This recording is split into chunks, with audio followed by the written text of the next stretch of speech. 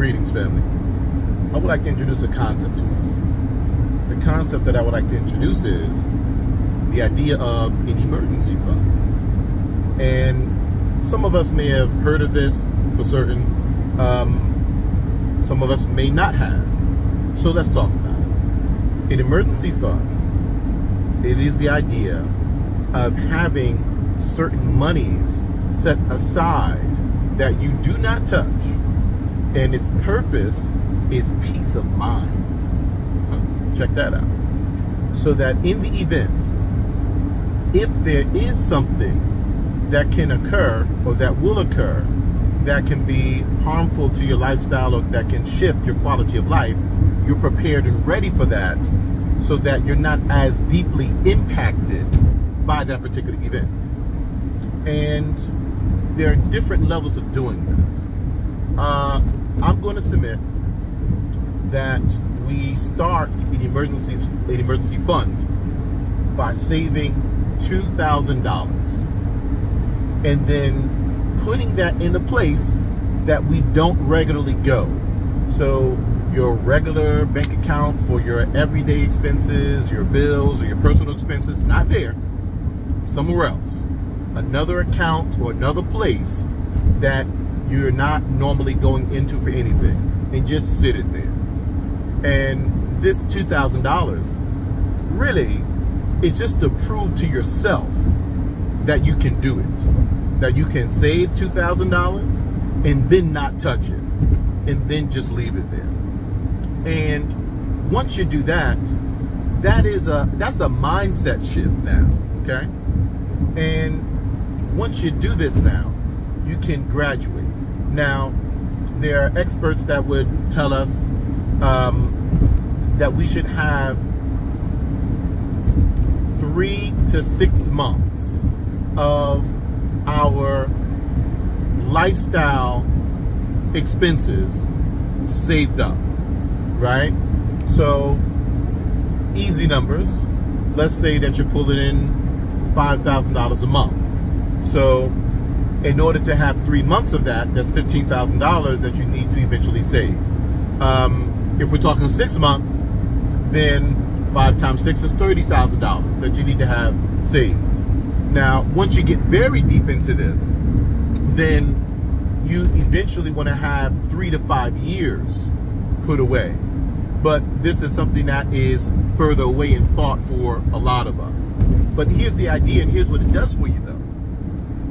Now, if something happens in your life, you lose your job, or there's a health emergency, or whatever it is, because life comes at you, you can't always forecast it, right?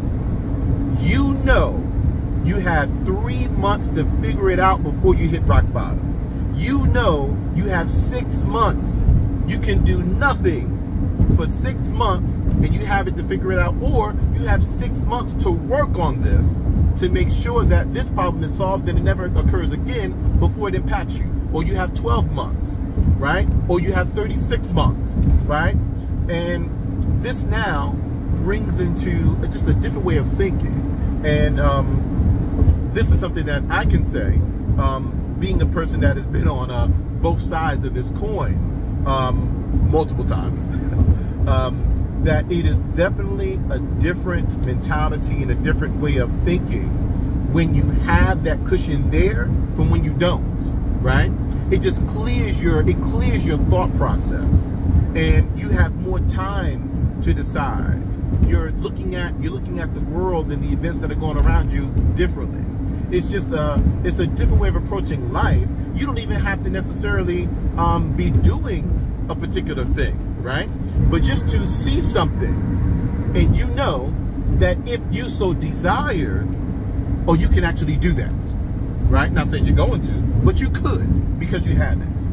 From when you don't have anything at all, and now you end up, you're fighting the scarcity mindset, you're fighting fear, you're fighting all the what ifs, you're in the space of, if one thing goes wrong, if one paycheck is off, if one bill gets too high, now my life is off kilter, right?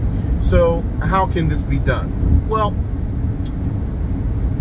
I would just submit that you can start by looking at whatever you do have coming in. Look at it in terms of percentages and just do something simple. I mean, you know, whatever you can bear. Whatever, for every $1 you have coming in, take 10% of that and put it away, right? So if you have $500 that came in, put that $50 away toward that emergency fund. If you have $1,000 that came in, put $100 of that towards your emergency fund. You'll be surprised at how quickly that can actually build up, right? We're touching a lot more than we think we're touching.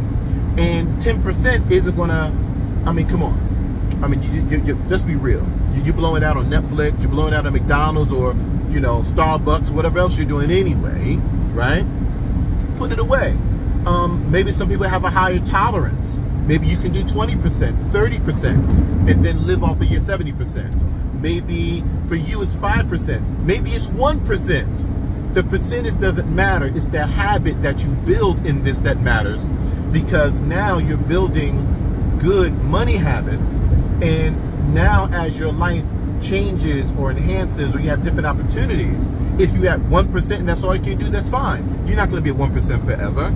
If you're at 10% right now, eventually your life will shift where you can get to 20, 30, 50%, putting it away, right? And when you get into that space, then you can graduate to the next level because your emergency fund is set. Now we can look into clearing out debts.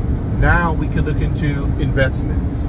Now we can look into getting into a different space in life. So think about it, apply it to your life if you deem it to be feasible, and if not, maybe you got a better way. If so, let us all know, because we all try to get there. Collect your thoughts.